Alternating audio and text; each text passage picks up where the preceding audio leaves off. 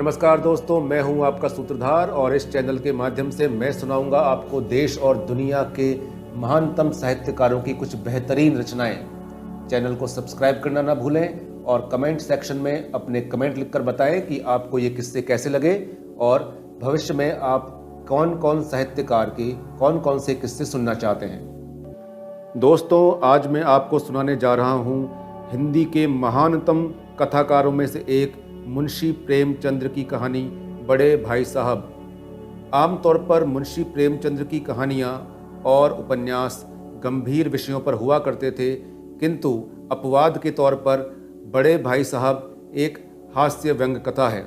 तो सुनिए बड़े भाई साहब। मेरे भाई साहब मुझसे 5 साल बड़े थे, लेकिन केवल 3 दर्जे आगे। उन्होंने भी उसी उम्र में पढ़ना शुरू किया था जब मैंने शुरू किया था, लेकिन तालीम जैसे महत्व के मामले में वे जल्दीबाजी से काम लेना पसंद नहीं करते थे। इस भावना की बुनियाद खूब मजबूत डालना चाहते थे, जिस पर आलीशान महल बन सके। 1 साल का काम 2 साल में करते थे, कभी कभी 3 साल भी लग जाया करते थे। बुनियाद ही पुख्ता ना हो तो मकान कैसे पायेदार बने। मैं छोटा था, वे बड़े थे। मेरी उम्र 9 साल की थी, वह 14 साल के थे। उन्हें मेरी निगरानी का जन्मसिद्ध अधिकार था और मेरी शालीनता इसी में थी कि उनके हुक्म को ही कानून समझूं। वह स्वभाव से बड़े अध्ययनशील थे, हरदम किताब खोले बैठे रहते और शायद दिमाग को आराम देने के लिए कॉपी पर, कभी किताब के हाशियों पर चिड़ियों, कुत्तों, बिल्लियों की तस्वीर बनाया करते थे। कभी कभी एक ही नाम या शब्द या वाक्य 10-20 बार लिख डालते। कभी एक शेर को बार बार सुंदर अक्षर में नकल करते। कभी ऐसी शब्द रचना रचते जिसमें ना कोई अर्थ होता न कोई सामंजस्य। मसलन एक बार उनकी कॉपी पर मैंने ये इबारत देखी, स्पेशल अमीना भाइयों भाइयों, दरअसल भाई भाई, राधेश्याम श्रीयुत राधेश्याम। 1 घंटे तक इसके बाद एक आदमी का चेहरा बना हुआ था। मैंने चेष्टा की कि इस पहेली का कोई अर्थ निकालूं, लेकिन असफल रहा और उनसे पूछने का साहस भी ना हुआ। वे 9वीं जमात में थे और मैं 5वीं में। उनकी रचनाओं को समझना मेरे लिए छोटे मुंह बड़ी बात थी। मेरा जी पढ़ने में बिल्कुल नहीं लगता था। 1 घंटा भी किताब लेकर बैठना पहाड़ था। मौका पाते ही हॉस्टल से निकलकर मैदान में आ जाता और कभी कंकरी उछालता, कभी कागज की तितली उड़ाता और कहीं कोई साथी मिल जाता तो पूछना ही क्या। कभी 4 दीवारी से चढ़कर नीचे कूद रहे हैं, कभी फाटक पर सवार उसे आगे पीछे चलाते हुए मोटर कार का आनंद उठा रहे हैं। लेकिन कमरे में आते ही भाई साहब का रौद्र रूप देखकर प्राण सूख जाते। उनका पहला सवाल होता, कहाँ थे? हमेशा यही सवाल इसी ध्वनि में पूछा जाता था और इसका जवाब मेरे पास केवल मौन था। न जाने मुंह से यह बात क्यों ना निकली कि जरा बाहर खेल रहा था। मेरा मौन कह देता था कि मुझे अपना अपराध स्वीकार है और भाई साहब के लिए इसके सिवा और कोई इलाज ना था कि स्नेह और रोष से मिले हुए शब्दों में मेरा सत्कार करें। इस तरह अंग्रेजी पढ़ोगे तो जिंदगी भर पढ़ते रहोगे और एक हर्फ समझ ना आएगा। अंग्रेजी पढ़ना कोई हंसी खेल नहीं है कि जो चाहे पढ़ ले। ऐरा गैरा नत्थु खैरा सभी अंग्रेजी के विद्वान हो जाते। यहाँ रात दिन आंखें फोड़नी पड़ती हैं और खून जलाना पड़ता है, तब कहीं जाकर ये विधा आती है। और आती क्या है? हाँ, कहने को तो आ जाती है। बड़े बड़े विद्वान भी शुद्ध अंग्रेजी नहीं लिख पाते, बोलना तो दूर की बात। और मैं कहता हूँ, तुम कितने घोंगे हो कि मुझे देखकर भी सबक नहीं लेते। मैं कितनी मेहनत करता हूँ, तुम अपनी आंखों से देखते हो। अगर नहीं देखते, जो यह तुम्हारे आंखों का कसूर है, तुम्हारी बुद्धि का कसूर है। इतने मेले तमाशे होते हैं, मुझे तुमने कभी देखने जाते देखा है? रोज ही क्रिकेट और हॉकी के मैच होते हैं, मैं पास नहीं फटकता, हमेशा पढ़ता रहता हूँ। उस पर भी 1-1 दर्जे में 2-2, 3-3 साल पढ़ा रहता हूँ। फिर तुम कैसे उम्मीद करते हो कि तुम यूं खेल कूद में वक्त गंवाकर पास हो जाओगे? मुझे तो 2-3 ही साल लगते हैं। तुम उम्र भर इसी दर्जे में पड़े सड़ते रहोगे। अगर तुम्हें इसी तरह उम्र गंवानी है तो बेहतर है घर चले जाओ और मजे से गुल्ली डंडा खेलो। दादा की गाड़ी कमाई के रुपए क्यों बर्बाद करते हो? मैं ये लताड़ सुनकर आंसू बहाने लगता। जवाब ही क्या था? अपराध तो मैंने किया है, लताड़ कौन सहे। भाई साहब उपदेश देने की कला में निपुण थे। ऐसी ऐसी लगती बातें कहते, ऐसे ऐसे सूखती बाण चलाते कि मेरे जिगर के टुकड़े टुकड़े हो जाते और हिम्मत छूट जाती। इस तरह जान तोड़कर मेहनत करने की शक्ति मैं अपने अंदर नहीं पाता था और उस निराशा में जरा देर के लिए मैं सोचने लगता, क्यों ना घर चला जाऊं। जो काम मेरे बूते के बाहर है उसमें हाथ डालकर क्यों अपनी जिंदगी खराब करूं। मुझे अपना मूर्ख रहना मंजूर था, लेकिन उनकी मेहनत, इतनी मेहनत, मुझे तो चक्कर आ जाता था। लेकिन घंटे 2 घंटे बाद निराशा के बादल फट जाते और मैं इरादा करता कि आगे से खूब जी लगाकर पढ़ूंगा। चटपट एक टाइम टेबल बना डालता। बिना पहले से नक्शे बनाए, बिना कोई स्कीम तैयार किए कोई काम कैसे शुरू करूं। टाइम टेबल में खेल कूद की मद बिल्कुल उड़ जाती। प्रातःकाल उठना, 6 बजे मुंह हाथ धो नाश्ता कर पढ़ने बैठ जाता। 6 से 8 तक अंग्रेजी, 8 से 9 तक हिसाब, 9 से 9:30 तक इतिहास, फिर भोजन और स्कूल। 3:30 बजे स्कूल से वापस आकर आधे घंटा आराम, 4 से 5 तक भूगोल, 5 से 6 तक ग्रामर, आधे घंटा हॉस्टल के सामने टहलना, 6:30 से 7 तक अंग्रेजी कंपोजिशन, फिर भोजन करके 8 से 9 तक अनुवाद, 9 से 10 तक हिंदी, 10 से 11 तक विविध विषय, फिर विश्राम। मगर टाइम टेबल बना लेना एक बात है, उस पर अमल करना दूसरी बात। पहले ही दिन से उसकी अवहेलना शुरू हो जाती। मैदान की वह सुखद हरियाली, हवा के वो हल्के हल्के झोंके, फुटबॉल की उछल कूद, कबड्डी के वे दांव घात, वॉलीबॉल की वो तेजी और फुर्ती मुझे अज्ञात और अनिवार्य रूप से खींच ले जाती और वहां जाते ही मैं सब कुछ भूल जाता। वह जानलेवा टाइम टेबल, वह आंख फोड़ पुस्तकें किसी को याद नहीं रहती और फिर भाई साहब की नसीहत और फजीकत का अवसर मिल जाता। मैं उनके साए से भागता, उनकी आंखों से दूर रहने की चेष्टा करता। कमरे में इस तरह दबे पांव आता कि उन्हें खबर ना हो। उनकी नज़र मेरी ओर उठी और मेरे प्राण निकले। हमेशा सिर पर एक नंगी तलवार लटकती सी मालूम होती थी। फिर भी जैसे मौत और विपत्ति के बीच में भी आदमी मोह और माया के बंधन में जकड़ा रहता है, मैं फटकार और घुड़कियां खाकर भी खेल कूद के मैदान का तिरस्कार नहीं कर सकता था। सालाना इम्तिहान हुआ। बड़े भाई साहब फेल हो गए, मैं पास हो गया और दर्जे में प्रथम आया। मेरे और उनके बीच केवल 2 साल का अंतर रह गया। जी में आया बड़े भाई को आड़े हाथ ले लूं। आपकी वो घोर तपस्या कहाँ गई? मुझे देखिए, मजे से खेलता भी रहा और दर्जे में अव्वल भी हूँ। लेकिन वह इतने दुखी और उदास थे कि मुझे उनसे दिली हमदर्दी हुई और उनके घाव पर नमक छिड़कने का विचार ही लज्जास्पद जान पड़ा। हाँ, अब मुझे अपने ऊपर कुछ अभिमान हुआ और आत्मसम्मान भी बढ़ गया। भाई साहब का वह रोब मुझ पर ना रहा। आज़ादी से खेल कूद में शरीक होने लगा।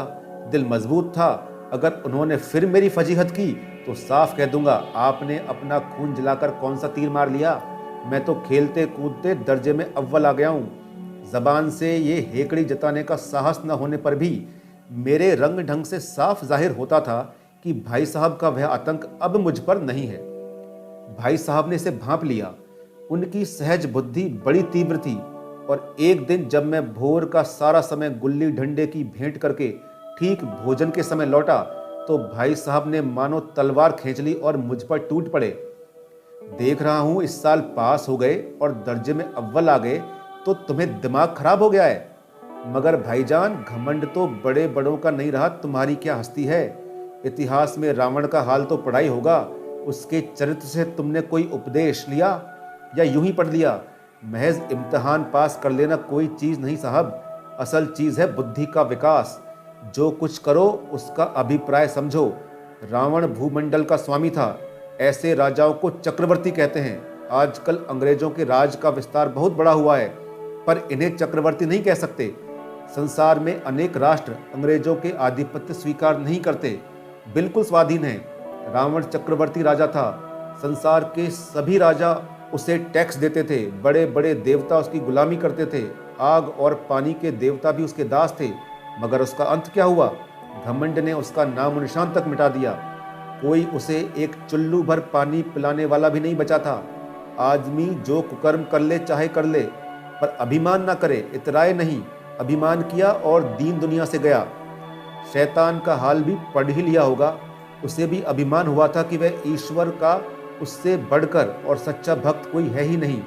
अंत में यह हुआ कि स्वर्ग से नरक में ढकेल दिया गया। शाहरुम ने भी एक बार अहंकार किया था, भीख मांग मांग कर मर गया। तुमने तो अभी केवल एक दर्जा पास किया है और अभी से तुम्हारा सिर फिर गया है।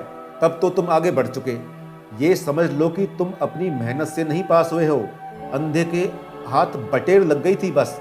मगर बटेर केवल एक ही बार हाथ लग सकती है, बार बार नहीं।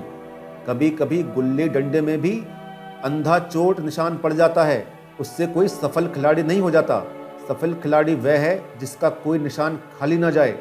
मेरे फेल होने पर ना जाओ। मेरे दर्जे में आओगे तो दांतों पसीना आ जाएगा जब अलजबरा और ज्योमेट्री के लोहे के चने चबाने पड़ेंगे। इंग्लिस्तान का इतिहास पढ़ना पड़ेगा। बादशाहों के नाम याद रखना आसान नहीं है। 8-8 तो हेनरी हो गुजरे हैं। कौन सा कांड किस हेनरी के समय हुआ, क्या ये याद कर लेना तुम आसान समझते हो? हेनरी 7वें की जगह हेनरी 8वां लिखा और सब के सब नंबर गायब, सफाचट। जीरो भी नहीं मिलेगा, जीरो भी। हो किस ख्याल में तुम? दर्जनों तो जेम्स हो गए हैं, दर्जनों विलियम, कौड़ियों चार्ल्स। दिमाग चक्कर खाने लग जाता है, आंधी रोग हो जाता है। इन अभागों के नाम भी न जुड़ते थे, एक ही नाम के पीछे दोयम चौवम पच्चम लगाते चले गए। मुझसे पूछते तो 10 लाख नाम बता देता इनके।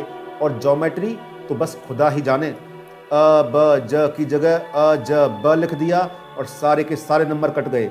कोई इन निर्दयी मुमतहीनों से ये क्यों नहीं पूछता कि आखिर अ ब ज और अ ज ब में फर्क ही क्या है?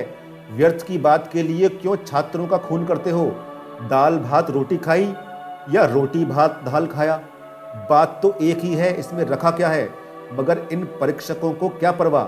वह तो वही देखते हैं जो पुस्तकों में लिखा है। चाहते हैं कि लड़के अक्षर अक्षर रट डालें और इसी रटंत का नाम शिक्षा रख छोड़ा है।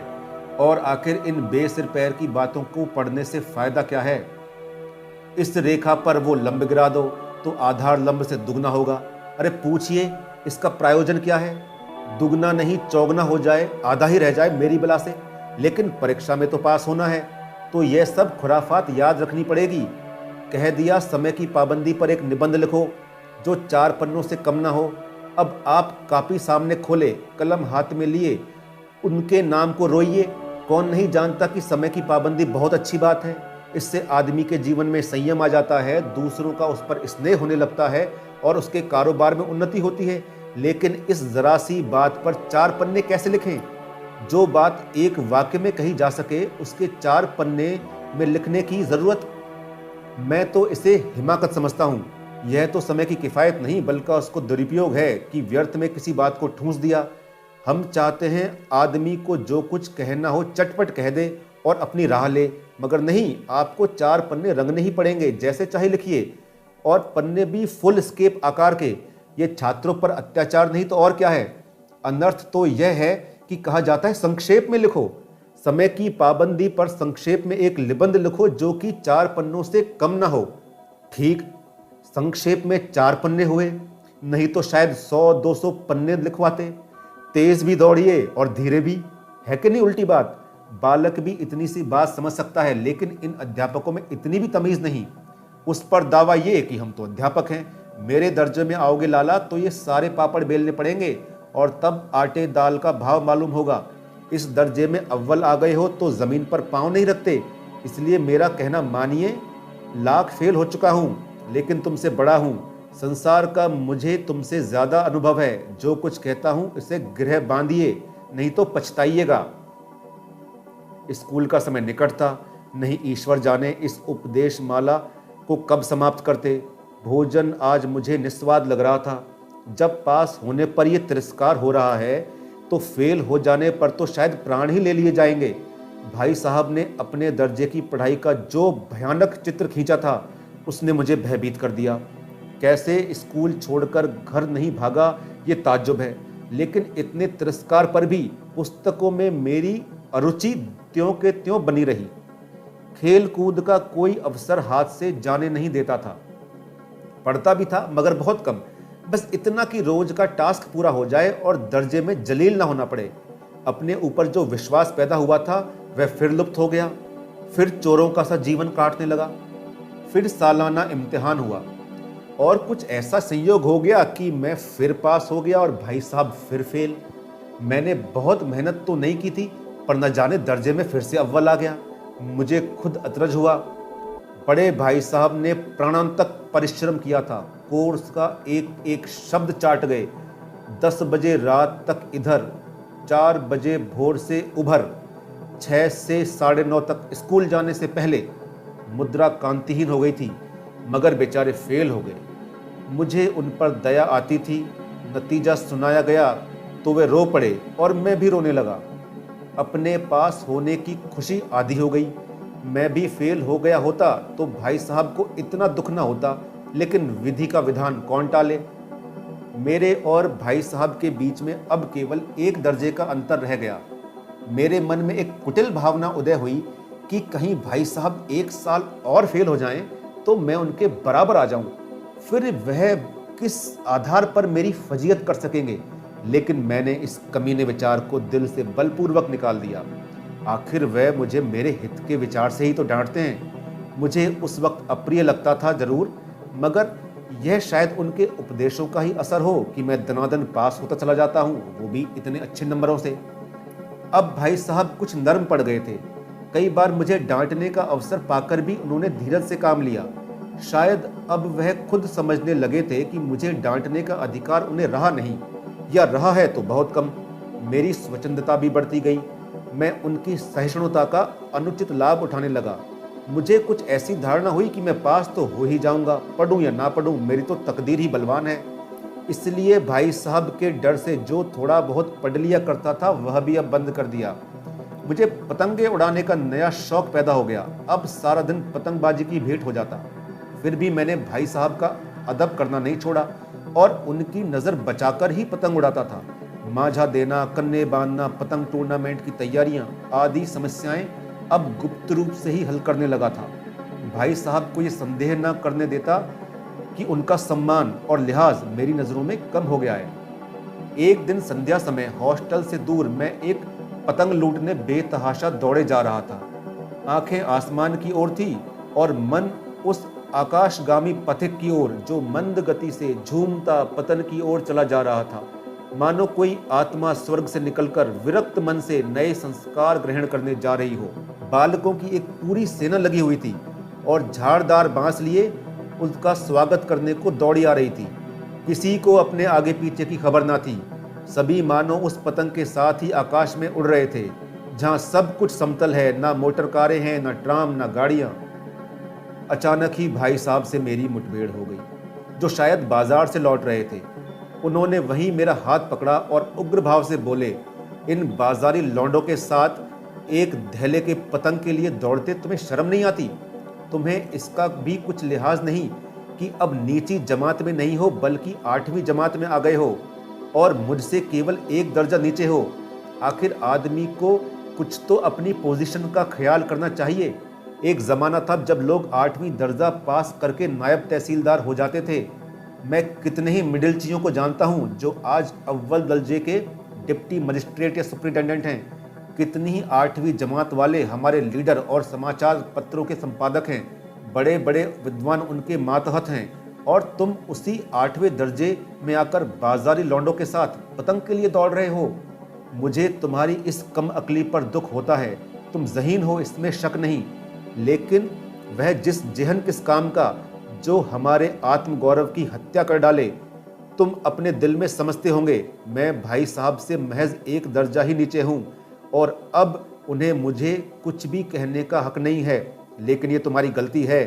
मैं तुमसे 5 साल बड़ा हूँ और चाहे आज तुम मेरी ही जमात में क्यों ना आ जाओ और परीक्षकों का भी यही हाल है, तो निस्संदेह अगले साल तुम मेरे समकक्ष आ भी जाओगे और शायद 1 साल बाद तुमसे आगे भी निकल जाओगे। लेकिन मुझ में और तुम में जो ये 5 साल का अंतर है, वो तुम तो क्या खुदा भी नहीं मिटा सकता। मैं तुमसे 5 साल बड़ा हूँ और हमेशा रहूँगा। मुझे दुनिया और ज़िंदगी का तुमसे ज़्यादा तजुर्बा है। तुम उसकी बराबरी भी नहीं कर सकते, चाहे तुम MA, DPhil और D.Lit ही क्यों ना हो जाओ। समझे? समझ किताबें पढ़ने से नहीं आती हैं। हमारी अम्मा ने कोई दर्जा पास नहीं किया और दादा भी शायद 5वीं 6ठी जमात से आगे नहीं पढ़े, लेकिन हम दोनों चाहे दुनिया भर की विद्या पढ़ लें, अम्मा और दादा को हमें समझाने और सुधारने का अधिकार हमेशा रहेगा, केवल इसलिए नहीं कि वो हमारे जन्मदाता हैं, बल्कि इसलिए कि उन्हें दुनिया का हमसे ज़्यादा तजुर्बा है। अमेरिका में किस तरह की राज व्यवस्था है और 8वें हेनरी ने कितने विवाह किए और आकाश में कितने नक्षत्र होते हैं, ये बात चाहे उन्हें मालूम ना हो, लेकिन हज़ारों ऐसी बातें हैं जिनका ज्ञान उन्हें हमसे और तुमसे ज़्यादा है। भगवान ना करे अगर मैं बीमार हो जाऊं और तुम्हारे हाथ पांव फूल जाएंगे, दादा को तार देने के सिवा तुम्हें और कुछ ना सूझेगा, लेकिन तुम्हारी जगह दादा हो तो किसी को तार ना करेंगे, ना घबराएंगे, ना बदहवास होंगे। पहले खुद मर्ज पहचान कर इलाज करेंगे, उसमें सफल ना हुए तो किसी डॉक्टर को बुलाएंगे। बीमारी तो खैर बड़ी चीज़ है, हम तुम तो इतना भी नहीं जानते कि महीने भर का खर्च महीने भर कैसे चले। जो कुछ दादा भेजते हैं उसे हम 20-22 तक खर्च कर डालते हैं और पैसे पैसे को मोहताज हो जाते हैं। नाश्ता बंद हो जाता है, धोबी और नाई से मुंह चुराने लगते हैं। लेकिन जितना आज हम और तुम खर्च कर रहे हैं उसके आधे में दादा ने अपनी उम्र का बड़ा भाग इज्जत और नेकनामी के साथ निभाया है और एक कुटुंब का पालन किया है जिसमें कुल मिलाकर 9 आदमी थे। अपने हेडमास्टर साहब को ही देखो, एमए है कि नहीं, और यहाँ के नहीं ऑक्सफोर्ड के 1000 रुपये पाते हैं, लेकिन उनका घर इंतज़ाम कौन करता है? उनकी बूढ़ी माँ। हेडमास्टर साहब की डिग्री यहाँ आकर बेकार हो गई। पहले खुद घर का इंतज़ाम करते थे, खर्च पूरा ना पड़ता था, कर्जदार रहते थे। जब से उनकी माताजी ने प्रबंध अपने हाथ में लिया है, जैसे घर में लक्ष्मी आ गई हैं। तो भाईजान, ये गुरूर दिल से निकाल डालो कि तुम मेरे समीप आ गए हो और अब स्वतंत्र हो। मेरे देखते तुम बेराह नहीं चल पाओगे, और तुम यूं न मानोगे तो मैं इस थप्पड़ का भी प्रयोग कर सकता हूँ। मैं जानता हूँ तुम्हें मेरी बातें जहर लग रही हैं। मैं उनकी इस नई युक्ति के आगे नतमस्तक हो गया। मुझे आज सचमुच अपने छोटेपन का अनुभव हुआ और भाई साहब के प्रति मेरे मन में श्रद्धा उत्पन्न हुई। मैंने सजल आंखों से कहा, हरगिज़ नहीं, आप जो फरमा रहे हैं वो बिल्कुल सच है और आपको कहने का अधिकार है। बड़े भाई साहब ने मुझे गले लगा लिया और बोले, मैं पतंग उड़ाने को मना नहीं करता, मेरा भी मन ललचाता है, लेकिन क्या करूं? खुद गलत राह चलूंगा तो तुम्हारी रक्षा कैसे करूंगा? ये कर्तव्य भी तो मेरे सर है। संयोग से उसी वक्त एक कटी हुई पतंग हमारे ऊपर से गुजरी। उसकी डोर लटक रही थी। लड़कों का एक झुंड पीछे पीछे दौड़ा चला आता था। भाई साहब तो लंबे हैं ही, उछलकर उसकी डोर पकड़ ली और बेतहाशा हॉस्टल की तरफ दौड़े। मैं भी पीछे पीछे दौड़ रहा था। तो दोस्तों, ये थी हिंदी के महानतम कथाकार मुंशी प्रेमचंद्र की कहानी बड़े भाई साहब। उम्मीद है कि ये कहानी आपको ज़रूर पसंद आई होगी।